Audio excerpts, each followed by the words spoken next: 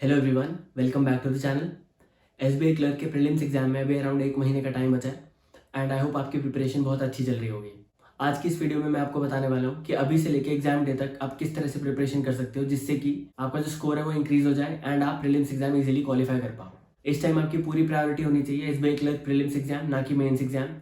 जिन लोगों ने मेरी 8 वीक्स वाली स्ट्रैटेजी फॉलो करी है उन्होंने मेंस की प्रिपरेशन भी थोड़ी बहुत की होगी, लेकिन अभी वो टाइम नहीं है कि आप मेंस का भी साथ में पढ़ पाओ। अभी सिर्फ और सिर्फ प्रीलिम्स पे फोकस होना चाहिए, क्योंकि अगर प्रीलिम्स ही क्लियर नहीं होगा तो मेंस में बैठ भी नहीं पाओगे। तो इसीलिए पूरा ध्यान प्रीलिम्स पे रखेंगे। किस तरह से प्रीलिम्स क्वालिफाई करना है इसके बारे में देख लेते हैं। आप में से बहुत सारे लोगों ने आईबीपीएस पीओ के लिए भी अप्लाई किया होगा, तो कुछ लोग ऐसे होंगे जिनको ये डाउट होगा कि आईबीपीएस पीओ प्री अगर क्वालिफाई हो जाता है तो उसके मेंस के लिए पढ़ें या एसबीआई क्लर्क प्रीलिम्स के लिए पढ़ें। तो अगर आपको ऐसा कोई डाउट आता है तो आप कमेंट सेक्शन में जरूर लिखना। इसको लेके मैं अलग से एक और वीडियो बना दूंगा जिसमें मैं आपको बता दूंगा कि किस तरह से आप अपना टाइम मैनेज कर सकते हो एसबीआई क्लर्क प्री के लिए और आईबीपीएस पीओ मेंस के लिए। अगर आप चाहते हो तो मैं वैसी वीडियो भी बना दूंगा जिससे कि आप दोनों एग्जाम्स की साथ में प्रिपरेशन कर पाओगे। लेकिन अभी हम बात कर लेते हैं सिर्फ एसबीआई क्लर्क प्रीलिम्स के लिए। तो अभी अराउंड 1 महीने का टाइम है। मैं आपको डे वाइज बताने वाला हूँ कि किस तरह से आपको आगे की प्रिपरेशन करनी है। अभी से लेके 10 दिन तक, मतलब आप जब भी ये वीडियो देखो तब से लेके 10 दिन तक आपको क्या करना है, हर रोज एक फुल लेंथ मॉक करना है एसबीआई क्लर्क प्रीलिम्स का। उसके साथ तीनों सेक्शन का एक एक सेक्शन टेस्ट करना है, मतलब न्यूमेरिकल एबिलिटी का एक सेक्शन टेस्ट, रीजनिंग का, इंग्लिश का। और इन सबको आपको एनालाइज भी करना है। जैसे आपने फुल लेंथ मॉक किया तो उसका एनालिसिस करना है और सेक्शन टेस्ट का भी एनालिसिस करना है। एनालिसिस कैसे करना है, जैसे आपने फुल लेंथ मॉक किया, मॉक करने के बाद आपको दिखेगा कि आपने कितने अटेम्प्ट्स किए, कितने आपके सही हुए, कितने गलत हुए। सबसे पहले देखना है कि जो क्वेश्चन आपने गलत किए वो गलत क्यों हुए। वो वाली मिस्टेक्स आपको रिपीट नहीं करनी, उन पर्टिकुलर टॉपिक्स पे आपको ज्यादा काम करना है। दूसरी चीज ये कि आपने बहुत सारे क्वेश्चन छोड़े भी होंगे, तो जो भी क्वेश्चन आप छोड़ दोगे उनको आपको देखना है कि उनमें से कौन से क्वेश्चन ऐसे थे जो कम टाइम कंज्यूम करते अगर आप उनको अटेम्प्ट करते तो। लेकिन आपने डिसीजन मेकिंग गलत करी और आपने गलत क्वेश्चंस चूज करे जिनमें ज्यादा टाइम लगा और इसीलिए आप कम क्वेश्चंस टोटली अटेम्प्ट कर पाए। ये आपको मॉक्स के थ्रू ही पता लगेगा कि आप कहाँ पे डिसीजन मेकिंग गलत कर रहे हो। जैसे हो सकता है कि आपके सामने डीआई और अरिथमेटिक का ऑप्शन हो और आप अरिथमेटिक करने लग गए लेकिन डीआई इजी थी, या फिर ऑपोजिट भी हो सकता है कि डीआई मुश्किल थी और अरिथमेटिक इजी थी लेकिन आप डीआई करने लग गए। तो आपको वहां पे क्वेश्चन को देख के उसको जज करना पड़ेगा कि क्या क्वेश्चन यहाँ पे ईजी है, कौन सा ईजी है, उसको पहले अटेम्प्ट करना है और इसमें कम टाइम लगेगा। तो ऐसे करके ही आप टाइम बचा पाओगे। तो इसीलिए आपको मॉक्स में ही देखना पड़ेगा कि कौन से क्वेश्चन ईजी हैं और आपने जो क्वेश्चन अटेम्प्ट नहीं किए वो डिसीजन मेकिंग आपकी गलत थी या फिर आपकी स्पीड कम थी। मान लेते हैं आपकी डिसीजन मेकिंग एकदम ठीक थी, आपने इजीएस्ट क्वेश्चन ही अटेम्प्ट करे, लेकिन कुछ इजी क्वेश्चंस तब भी रह गए, आप सारे अटेम्प्ट नहीं कर पाए। तो आपको देखना पड़ेगा कि जो क्वेश्चंस आपने अटेम्प्ट किए हैं उनमें आप टाइमिंग देखो अपनी। उसमें जाके जब आप टाइम देखोगे तो आपको पता चल जाएगा कि एक पर्टिकुलर क्वेश्चन में आपने कितना टाइम लिया है और आपको ये आइडिया होगा कि एक क्वेश्चन करने में कितना टाइम लगना चाहिए। फॉर एग्जाम्पल, अगर एसबीआई क्लर्क प्रीलिम्स लेवल की कोई पजल है तो उसको करने में 3 मिनट से ज्यादा आपको नहीं लगने चाहिए। अगर आपको उसमें 5 मिनट लग रहे हैं तो आपको पता चल गया कि आप पजल में टाइम वेस्ट कर रहे हो। तो इसीलिए आपको पजल्स की अलग से प्रैक्टिस करनी है जिससे कि आपकी स्पीड इंक्रीज हो पाए। ऐसे ही न्यूमेरिकल एबिलिटी में भी हो सकता है कि आपको नंबर सीरीज में ज्यादा टाइम लग रहा हो, तो इसीलिए आपको नंबर सीरीज की अलग से प्रैक्टिस करनी पड़ेगी जिससे कि आपकी जो स्पीड है उस पर्टिकुलर टॉपिक में वो इंक्रीज हो पाए और आप ज्यादा क्वेश्चंस अटेम्प्ट कर पाओ। तो इस तरह से आपको मॉक का एनालिसिस करना है, फुल लेंथ मॉक, तीनों सेक्शन का एक एक सेक्शन टेस्ट, और इसके अलावा टॉपिक्स किस तरह से प्रैक्टिस करना है वो भी बता देता हूँ। ये पहले 10 दिन के लिए बता रहा हूँ सिर्फ।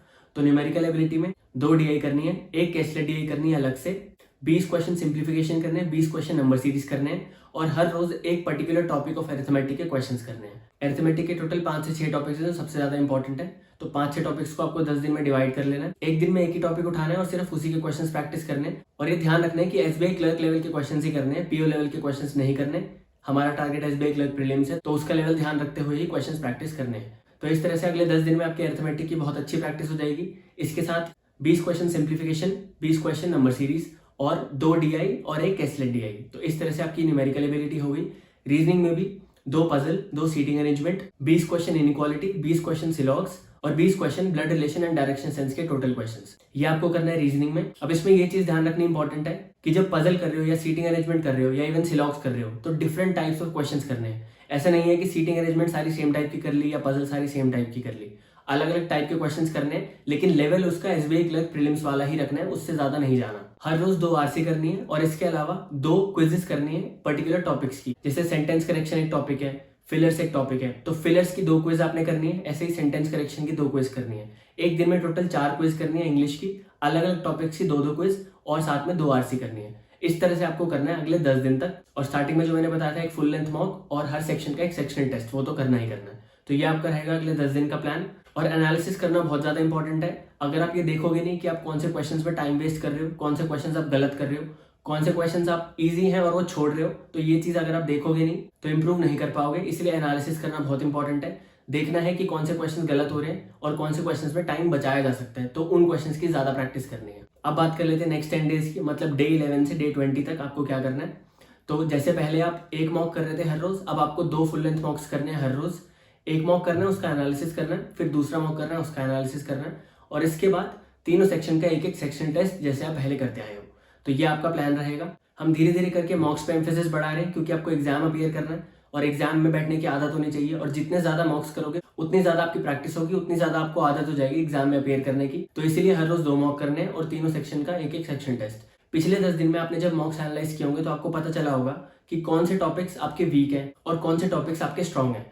तो इन 10 दिन में आपको अपने वीक एरियाज पे इतना ज़्यादा काम करना है कि वो भी अच्छे हो जाएं। अगर आप रीजनिंग में ज़्यादा वीक हो तो उसको थोड़ा ज़्यादा टाइम दे देना, अगर इंग्लिश में ज़्यादा वीक हो तो उसको थोड़ा ज़्यादा टाइम दे देना।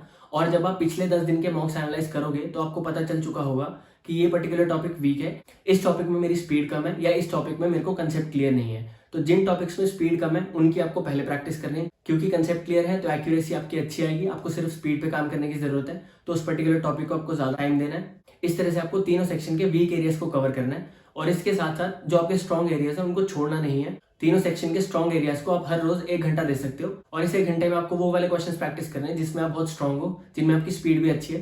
क्योंकि जितनी ज्यादा आप इनकी प्रैक्टिस करोगे उतना ज्यादा इन पे कॉन्फिडेंस इंक्रीज होता जाएगा, और इसके साथ आपकी स्पीड और ज्यादा इंक्रीज हो जाएगी। और जितना कम टाइम आप स्ट्रॉन्ग टॉपिक्स में लोगे उतना ही ज्यादा टाइम आपको वीक टॉपिक्स के लिए मिलेगा। इवन जब आप एग्जाम में बैठोगे तो जितना कम टाइम में आप इजी टॉपिक्स और स्ट्रॉन्ग टॉपिक्स कवर कर लोगे उतना ही ज्यादा टाइम आपके लिए बचेगा बाकी टॉपिक्स को कवर करने के लिए। तो इसीलिए 1 घंटा हर सेक्शन को देना है अपने स्ट्रॉन्ग एरियाज के लिए, और उनकी ज्यादा से ज्यादा प्रैक्टिस करनी है। और वीक एरियाज पे तो काम करना ही करना है, क्योंकि उसमें भी एक एवरेज स्पीड आपको चाहिए, जिससे कि अगर आपके पास टाइम बचा हो तो आप वो क्वेश्चन अटेम्प्ट कर पाओ। अब बात कर लेते हैं लास्ट के कुछ दिन जो आपके पास बचेंगे एग्जाम से पहले। अब डिपेंड करता है आप ये वीडियो कब देखते हो। अगर आप ये वीडियो आज ही देखोगे तो आपके लिए 30 डेज का टाइम है, लेकिन अगर आप कुछ दिन बाद देखोगे तो वो लास्ट के डेज आपके लिए कम हो जाएंगे।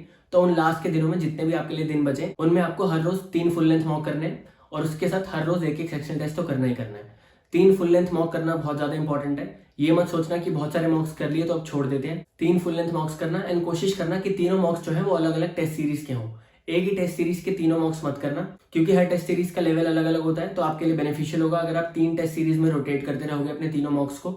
इस तरह से आपको मॉक्स करने हैं, सारे मॉक्स को एनालाइज भी करना है, और फिर जो बचे हुए क्वेश्चंस हैं उनकी प्रैक्टिस करनी है। और जब आप मॉक्स करोगे तो आपको दिखेगा कि कौन से क्वेश्चन में अभी भी आपको थोड़ा ज्यादा टाइम लग रहा है, तो उन पर्टिकुलर टॉपिक्स की आपको अलग से प्रैक्टिस भी करनी है, जिससे कि आपकी स्पीड और ज्यादा इंक्रीज हो पाए। एसबीआई क्लर्क का जो एग्जाम होने वाला है आपका प्रीलिम्स का, उसका लेवल बहुत ईजी आने वाला है, बहुत कम लेवल आने वाला है। तो सारी बात आ जाती है आपकी स्पीड पे और एक्यूरेसी पे। क्योंकि बहुत ईजी लेवल आने वाला है तो हम डिफिकल्टी की तो बात करेंगे ही नहीं, सिर्फ स्पीड की बात करेंगे। कुछ लोग ऐसे होते हैं जो स्पीड के चक्कर में आता हुआ क्वेश्चन भी गलत कर देते हैं, तो आपको ये चीज ध्यान रखनी है कि ये मिस्टेक आपको नहीं करनी। अगर आप क्वेश्चन कर रहे हो तो जल्दी करने के चक्कर में उसको गलत नहीं करना। स्पीड भी अच्छी होनी चाहिए और एक्यूरेसी भी अच्छी होनी चाहिए, ताकि आप जितने भी क्वेश्चन अटेम्प्ट करके आओ वो आप सही करके आओ। मॉक्स को इंपॉर्टेंस देना बहुत जरूरी है, क्योंकि मॉक दोगे तभी आपको रियल एग्जाम में बैठने का प्रेशर फील होगा। तो इस बार अगर आप एसबीआई क्लर्क का प्रीलिम्स एग्जाम क्वालिफाई करना चाहते हो तो इस प्लान को बिल्कुल अच्छे से फॉलो करना, जिस तरह से मैंने बताया वैसे फॉलो करना, और आप definitely SBI clerk prelims exam qualify कर पाओगे। आई होप आपको वीडियो अच्छी लगी होगी। जाते जाते वीडियो को लाइक जरूर करें, शेयर करें, एंड अगर अब तक चैनल सब्सक्राइब नहीं किया है तो सब्सक्राइब जरूर करें। Thank you so much.